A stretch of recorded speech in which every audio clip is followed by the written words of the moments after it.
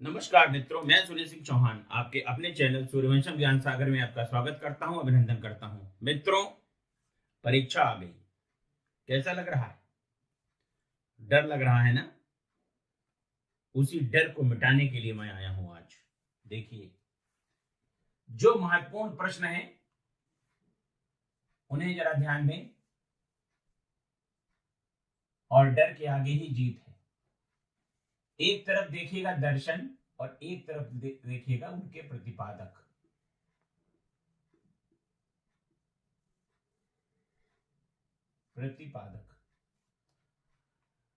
तोशी चोपड़ा जी, आपको डरने की कोई आवश्यकता नहीं है।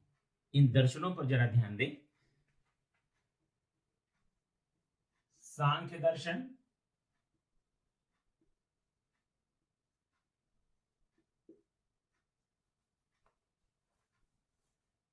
सांख्य दर्शन के जो प्रतिपादक हैं वो है कपिल। कपिल,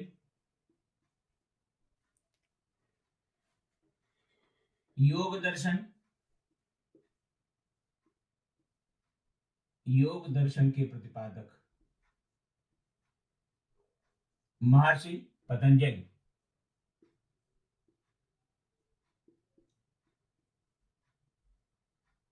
महर्षि पतंजलि। एक दर्शन आपसे पूछा जा सकता है, या तो जोड़े में आएगा, कौन सा युग्म सही है, कौन सा युग्म गलत है, या अकेले भी पूछा जा सकता है। सांख्य दर्शन कपिल, योग दर्शन पतंजलि, न्याय दर्शन, न्याय दर्शन, न्याय दर्शन महर्षि गौतम। न्याय दर्शन महर्षि गौतम। तो न्याय दर्शन के लिए महर्षि गौतम। वैशेषिक दर्शन, वैशेषिक दर्शन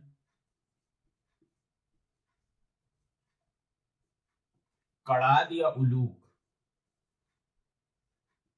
वैशेषिक दर्शन कड़ाद या उलूक। उलूक। तो सांख्य दर्शन कपिल, योग दर्शन पतंजलि, न्याय दर्शन महर्षि गौतम, वैशेषिक दर्शन कड़ाद या उलूक।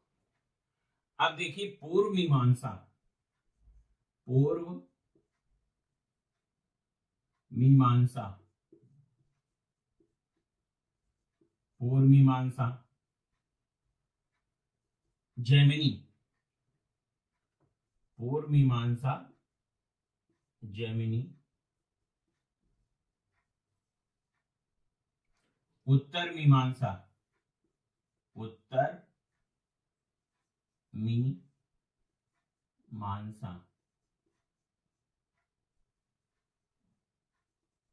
बादरायण। उत्तर मीमांसा बादरायण। बादरायण। तो देखिए षड दर्शन का कॉन्सेप्ट है। षड दर्शन यानी कि 6 दर्शन। कौन कौन से दर्शन? सांख्य दर्शन कपिल, योग दर्शन महर्षि पतंजलि, न्याय दर्शन महर्षि गौतम, वैशेषिक दर्शन कड़ाद या उलूक, पूर्व मीमांसा जैमिनी और उत्तर मीमांसा बादरायण। देखिए 11 फरवरी को आपकी समीक्षा अधिकारी की परीक्षा है।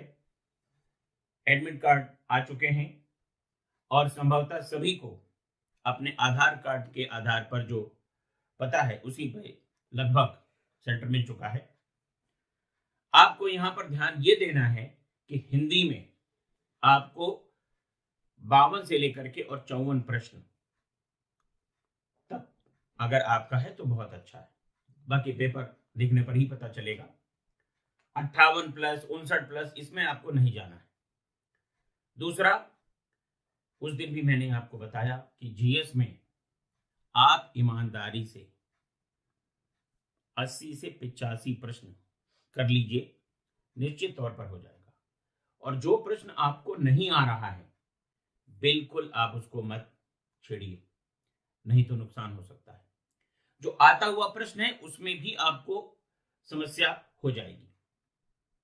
अब एक बात का ध्यान रखें, अलग अलग टॉपिक, जैसे हिस्ट्री में आपका दर्शन का है, भारतीय इतिहास के प्रमुख युद्ध से संबंधित है, अभी मैं आपको करवा रहा हूं। तारीखें, और कौन सी तारीखें, खास तौर पर जो आपकी मॉडर्न इंडिया से संबंधित हैं, 1857 के विद्रोह से संबंधित हैं। इन प्रश्नों पर आप थोड़ा अच्छे से काम कर लीजिए। पूरी हिस्ट्री का रिवीजन करने की जरूरत नहीं है, इतनी देर केवल और केवल आप राष्ट्रीय आंदोलन का रिवीजन करिए। राज्य व्यवस्था में मूल अधिकार, राज्य की नीति निदेशक तत्व, इनका देखिए। संविधान का भाग 16 जो कि विशेष वर्गों से संबंधित है, अनुच्छेद 330 से लेकर के 342 तक, इन अनुच्छेदों को देखिए। आपातकाल से संबंधित जो व्यवस्था है उसे ध्यान दें। संविधान निर्माण से संबंधित जो भी फैक्ट आपके पास, जो भी मैटर आपके पास मौजूद है, उस पर आप ध्यान दीजिए। तिथियां,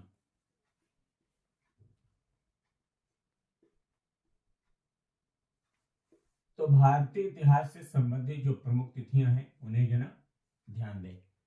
ध्यान दीजिएगा, अकबर,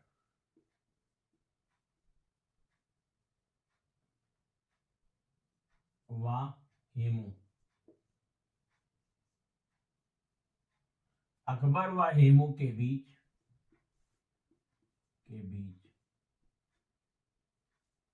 पानीपत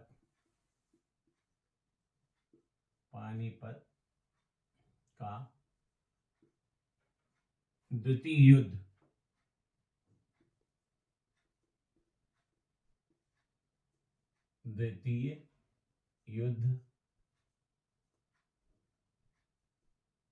ये आपका 1556 ईस्वी।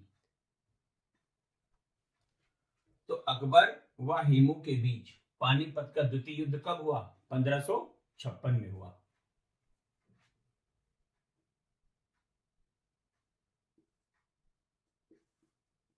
पृथ्वीराज तृतीय, देखिए ये जो पृथ्वीराज चौहान हैं, यही पृथ्वीराज तृतीय हैं। तो पृथ्वीराज तृतीय ने मोहम्मद गोरी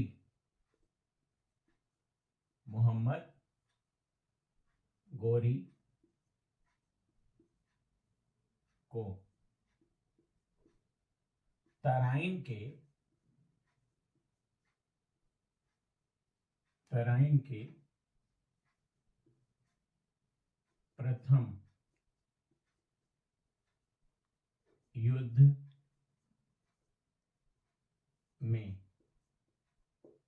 तराइन के प्रथम युद्ध में पराजित किया।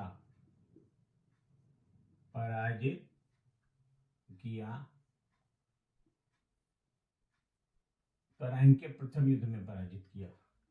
और कब था ये? 1191, 1191 ईस्वी, 1191 ईस्वी में। तो अकबर व हेमू के बीच पानीपत का द्वितीय युद्ध 1556 में, पृथ्वीराज तृतीय ने मोहम्मद गोरी को तराइन के प्रथम युद्ध में हराया। पृथ्वीराज थर्ड ने मोहम्मद गोरी को तराइन के प्रथम युद्ध में पराजित किया 1191। देखिए बहुत ही दिलचस्प घटना है। 1191 में पानीपत का नहीं बल्कि तराइन का प्रथम युद्ध हुआ और उसमें मोहम्मद गोरी ने आक्रमण किया। उसका बदला पृथ्वीराज चौहान ने दिया और 1191 में तराइन का प्रथम युद्ध हुआ और पृथ्वीराज चौहान ने मोहम्मद गोरी को हरा दिया। उसके बाद क्या हुआ है, यही बहुत महत्वपूर्ण है। 1 साल का समय उधर मोहम्मद गोरी हार कर गया और उसने पूरी मेहनत की, जो जो कमियां थी उनको देखा, समझा, और इधर पृथ्वीराज चौहान संयोगिता के चक्कर में पड़े हुए थे, प्रैक्टिस करते ही नहीं थे, सीधे बल्ला लेके मैदान में आ गए। क्या हुआ? 1192। एक तरफ मोहम्मद गौरी ने मेहनत करी, युद्ध के लिए तैयारी करी, और दूसरी तरफ पृथ्वीराज, अब हम क्या कहें, और उसने 1192 में फिर आक्रमण कर दिया, और इस बार पृथ्वीराज चौहान पराजित हुए। तो तराइन का द्वितीय युद्ध, तराइन का द्वितीय युद्ध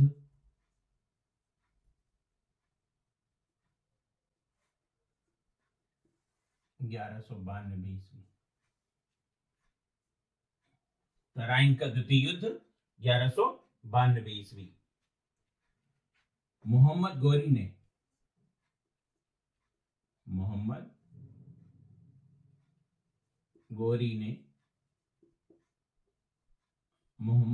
ने पृथ्वीराज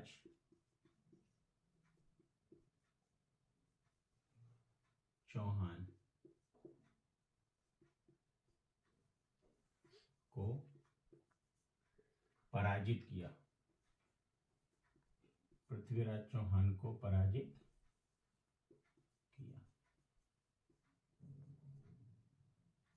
किया 1192 ईस्वी में। आपको मालूम ही है, पराजित किया था। तो आपने ये युद्ध देखा, ये युद्ध देखा, और ये तीसरा युद्ध देखा। तो 3 युद्ध आपके सामने। कैसे याद नहीं होती तारीखें? कैसे कहते हैं आप लोग? प्रशांत गुप्ता, याद करो कायदे से। अकबर व हेमू के बीच पानीपत का द्वितीय युद्ध 1556। पृथ्वीराज तृतीय ने मोहम्मद गौरी को तराइन के युद्ध में पराजित किया 1191 में। तराइन के 2 ही युद्ध हुए हैं। तराइन का द्वितीय युद्ध 1192 ईस्वी, मोहम्मद गौरी ने पृथ्वीराज चौहान को पराजित किया। जब आप इंटरेस्ट लेकर के पढ़ेंगे तो आप नहीं भूलेंगे, लेकिन अगर केवल पढ़ाई को ध्यान में रखें कि हाय मुझे पढ़ना है, हाय मुझे पढ़ना है, ऐसा कुछ नहीं है। बिल्कुल इंटरेस्ट के साथ पढ़िए कि मैं ही पृथ्वीराज चौहान हूं और सामने वाला मोहम्मद गौरी है। कैसे नहीं याद होगा मित्रों? याद करिए। नौरोज,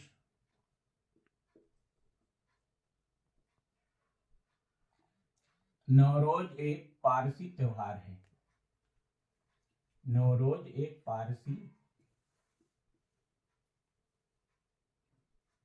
त्योहार है। नौरोज एक पारसी त्योहार है। जी हां, नौरोज का त्योहार कई बार पूछा गया है। तो चाहे नौरोज लिख करके आ जाए और चाहे नवरोज लिख करके आ जाए, आपको पारसी त्योहार लगाना है। और इसकी शुरुआत किसने करी थी? जी हां, बलबन ने की थी।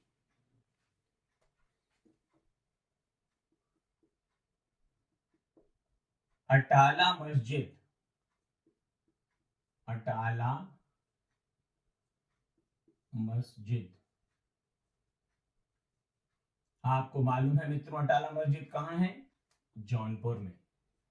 अटाला मस्जिद जौनपुर, अटाला मस्जिद जौनपुर में है। इस समय बहुत चर्चा में है ज्ञानवापी मस्जिद। ज्ञानवापी, ज्ञानवापी मस्जिद, ये मित्रों कहां है? वाराणसी में। वाराणसी।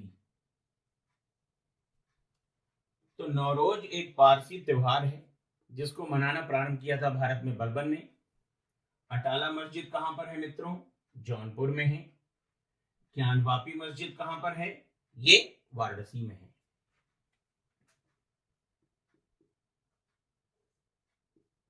नवनिर्मित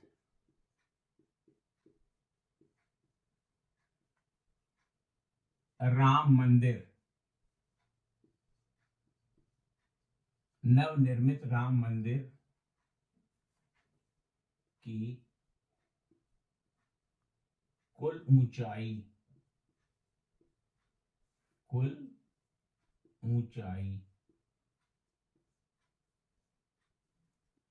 161 मीटर।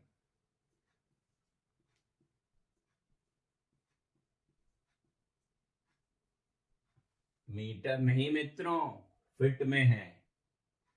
तो नवनिर्मित राम मंदिर की कुल ऊंचाई कितनी है? 161 फीट है।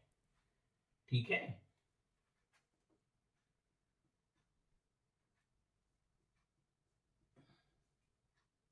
नए संसद भवन में सेंगोल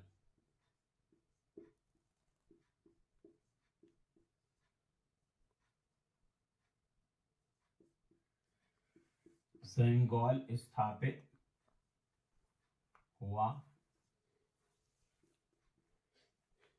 तो मित्रों, नए संसद भवन में सेंगोल स्थापित हुआ है। कहां पर? लोकसभा में या राज्यसभा में? तो ये हुआ है लोकसभा में। ये हुआ है लोकसभा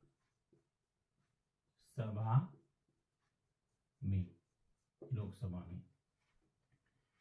देखिए, केंद्र सरकार के बजट घाटे में सबसे बड़ा घाटा होता है राजकोषीय घाटे का।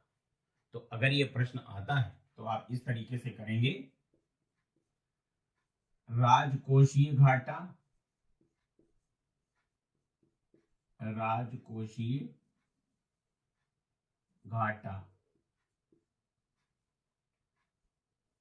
ग्रेटर देन राजस्व घाटा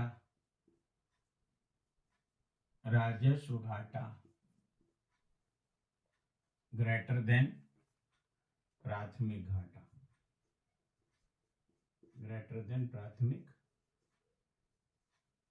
घाटा।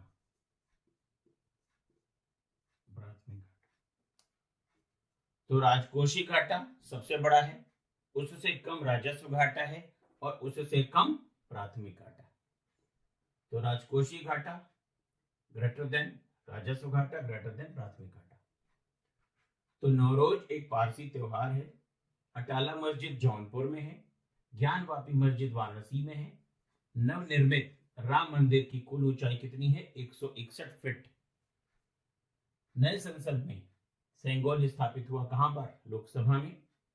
राजकोषीय घाटा, राजस्व घाटा और प्राथमिक घाटा, ये आपको ध्यान रखना है। केंद्र सरकार के बजट में सबसे बड़ा घाटा होता है राजकोषीय घाटा। अब यहां पर एक चीज और आपको ध्यान रखना है कि कौन सा ऐसा महत्वपूर्ण चर्चित केस था जिसके 50 वर्ष पूरे हो गए 2023 में। तो केशवानंद भारतीवाद के 23 वर्ष पूरे हो चुके हैं। और एक और घटना है, प्रोजेक्ट टाइगर की शुरुआत 1 अप्रैल 1973 को हुई थी और 2023 में 1 अप्रैल को इसके भी 50 वर्ष पूरे हो गए। यहां पर आपको यह ध्यान रखना है कि पर्यावरण, जनसंख्या, नगरीकरण, इनसे निश्चित तौर पे प्रश्न आता है। संयुक्त राष्ट्र संघ की जो रिपोर्ट आई है उसके हिसाब से भारत की जो जनसंख्या है वो 140 करोड़ से ऊपर है। भारत सबसे ज्यादा जनसंख्या वाला देश बन गया है, चीन को हमने पीछे छोड़ दिया।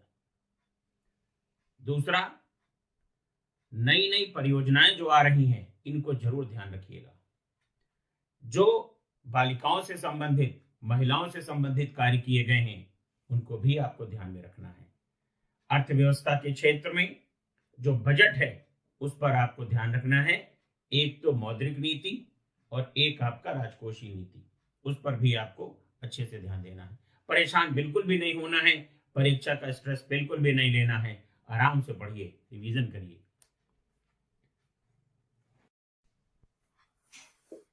नाथुला दर्रा पुनः खोला गया तो नाथुला दर्रा पुनः खोला गया था 2006 में। जैसा कि आपको मालूम है कि भारत और चीन के युद्ध के बाद 1962 में इसको बंद कर दिया गया था, लेकिन 2006 में इसको पुनः खोला गया है। तो नाथुला दर्रा पुनः खोला गया 2006 में। और नाथुला दर्रा है कहां पर? तो ये दर्रा है मित्रों सिक्किम में। नाथुला दर्रा सिक्किम, नाथुला दर्रा सिक्किम में। अब देखिए, भारत में सर्वाधिक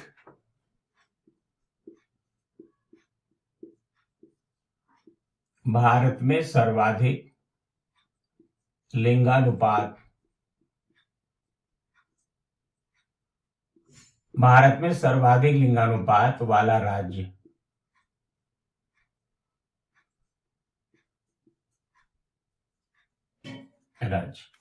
तो आप जानते हैं कि भारत में सर्वाधिक लिंगानुपात वाला राज्य कौन सा है? जी हां, केरल। केरल, केरल। तो नाथुला दर्रा पुनः खोला गया 2006 में।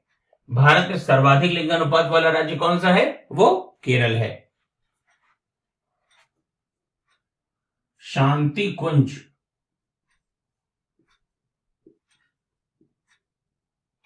शांति कुंज स्थित है, शांति कुंज स्थित है। तो ये स्थित है हरिद्वार में। शांति कुंज मित्रों स्थित है हरिद्वार में। और हरिद्वार कहां पर है? उत्तराखंड में। ये आप जानते हैं। अब यहां पर आपको और ध्यान देना है, सित्तन वासल की गुफाएं,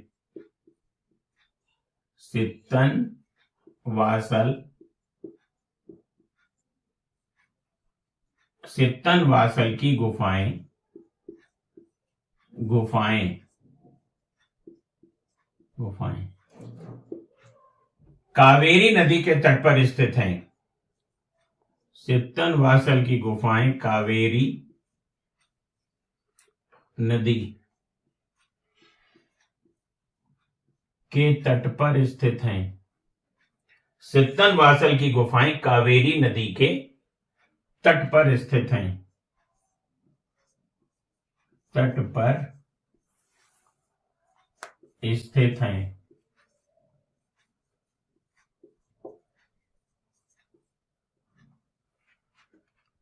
और तमिलनाडु राज्य में है। तो सित्तन वासल की गुफाएं जो हैं ये जैन धर्म से संबंधित हैं और कावेरी नदी के तट पर स्थित हैं। और किस राज्य में है? तमिलनाडु में।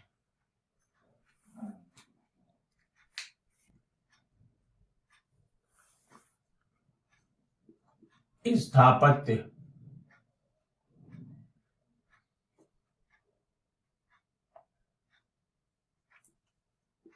का स्वर्णकाल, स्थापत्य का स्वर्णकाल,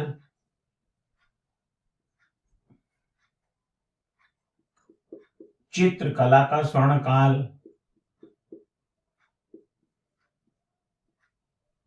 चित्रकला का स्वर्णकाल, चित्रकला का स्वर्णकाल, साहित्य का स्वर्णकाल, साहित्य का स्वर्णकाल। तो देखिए, स्थापत्य का स्वर्णकाल अगर आपसे पूछा जाता है तो शाहजहां, शाहजहां। चित्रकला का स्वर्णकाल अगर पूछा जाता है तो जहांगीर, जहांगीर। और अगर साहित्य का स्वर्णकाल पूछा जाता है तो गुप्त काल, गुप्त काल, गुप्त काल। ये तीनों आप ध्यान रखेंगे। स्थापत्य का स्वर्णकाल किसको माना गया? बहुत अच्छी अच्छी बिल्डिंग्स बनाई गई, लाल किला बनाया गया, ताजमहल बनाया गया, ठीक है, बहुत सारी और अच्छी बिल्डिंगें हैं। तो स्थापत्य का स्वर्णकाल शाहजहां के समय में, चित्रकला का स्वर्णकाल जहांगीर के समय में, साहित्य का स्वर्णकाल गुप्त काल के समय में। हम आपसे एक प्रश्न पूछते हैं कि जहांगीर का सबसे प्रिय चित्रकार कौन सा था? तो मित्रों अबुल हसन था। तो जहांगीर का सबसे प्रिय चित्रकार था अबुल हसन।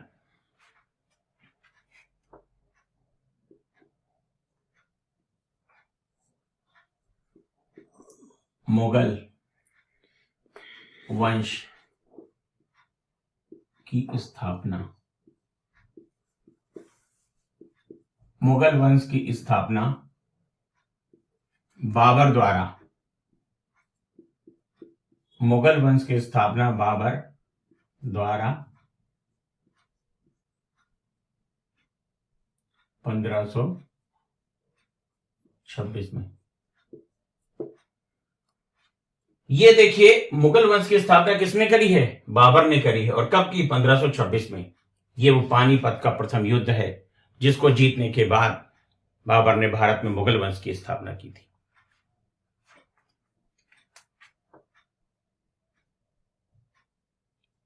स्वेज नहर, स्वेज नहर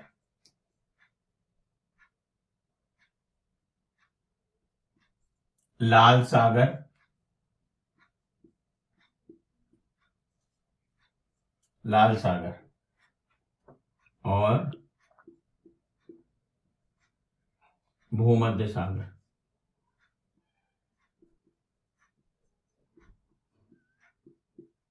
भूमध्य सागर के बीच। तो स्वेज नहर लाल सागर और भूमध्य सागर को जोड़ती है।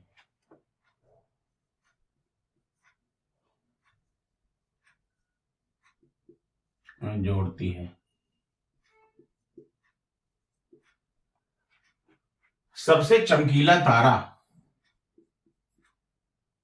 सबसे चमकीला तारा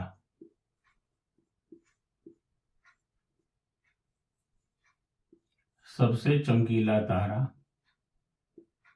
शुक्र।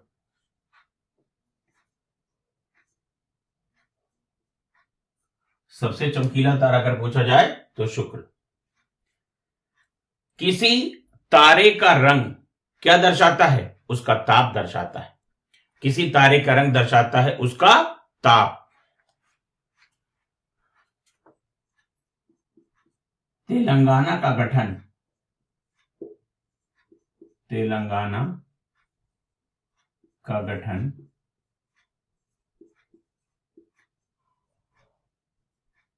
2 जून 2014, 2 जून 2014 को। तो तेलंगाना का गठन कब हुआ? 2 जून 2014 को हुआ। तो स्थापत्य का स्वर्णकाल शाहजहां के समय को, चित्रकला का स्वर्णकाल जहांगीर के समय को, साहित्य का स्वर्णकाल गुप्त काल को कहा जाता है। मुगल वंश की स्थापना बाबर ने की थी 1526 में। स्वेज नहर लाल सागर और भूमध्य सागर को जोड़ती है। सबसे चमकीला तारा शुक्र को कहा जाता है। तेलंगाना का गठन कब हुआ? 2 जून 2014 को। देखिए परीक्षा में आपको बिल्कुल भी हड़बड़ी नहीं करनी है। जितने प्रश्न आपको आ रहे हैं उनको पहले कर लीजिए। उनका जो गोला भरना है आप गोले भर लीजिए। ब्लैक पेन का यूज करना है, यह ध्यान रखिएगा। परीक्षा में किसी भी प्रकार आप कहीं से भी किसी भी आवाज पर आप ध्यान नहीं देंगे। मसलन इसका ये होगा, ये नहीं करना है, ना बताना है ना सुनना है। केवल जो तैयारी आपने करनी है उस पर आपको ध्यान देना है, पे ध्यान नहीं देना है।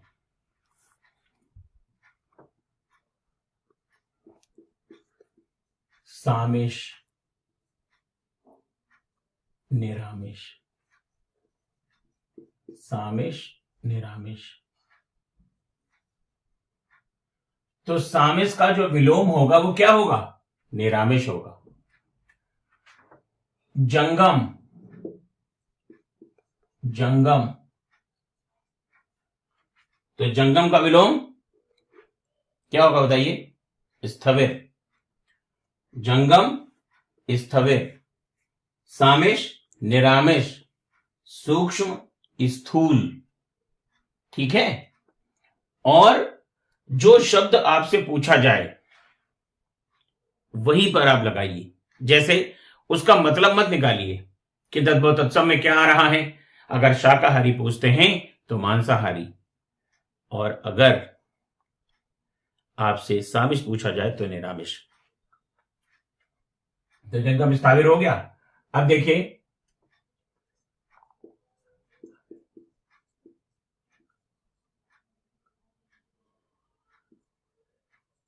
दीर्घ लघु,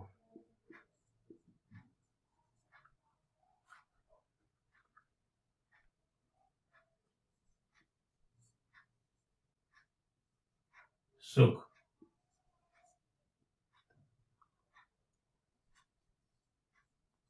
ठीक है।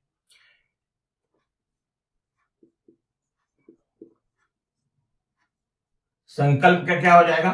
विकल्प, संकल्प, विकल्प, संकल्प, विकल्प। देखिए मित्रों, अगर आपको हमारी लाइव क्लास करनी है उसके लिए आप दिए गए नंबरों पर संपर्क करिए। 9120810141 7382554404। तो 91208110 7380554404। मैं आपको बार बार बता रहा हूं कि परीक्षा अपने आप में एक लक्ष्य जरूर है, लेकिन उस लक्ष्य को आपको हासिल करना है। हमारी शुभकामनाएं आपके साथ हैं। बस आज के लिए इतना ही।